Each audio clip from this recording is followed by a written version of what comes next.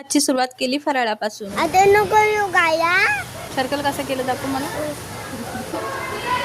तू काय करतो? मी त्यांना स्कूलमधून आणलं आणि आणलेला बाजार काढून ठेवला आणि इथे घेतले होते मी बेसनचे लाडू बनवायला.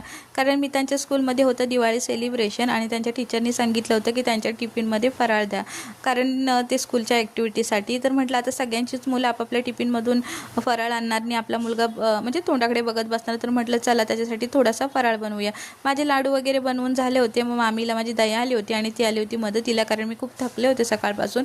मग मामीला आणि आईलाच त्याची जाणीव असते आणि त्या दोघी येतात मला मदतीला. मग मामी इथे चिवडा बनवत होती. मामीला थोडीशी मदतही केली मी आणि मस्त मामीने चिवडा बनवला होता, कारण मामीने बनवलेला चिवडा ना आमच्या घरामध्ये सगळ्यांनाच आवडतो. ती खूप छान बनवते, कुरकुरीत असा.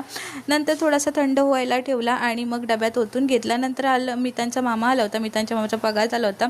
मितांशला पॉकेट मनी दिले होते. असा होता आजचा दिवस. चला तर माझ्या चॅनलला सबस्क्राईब करा. बाय.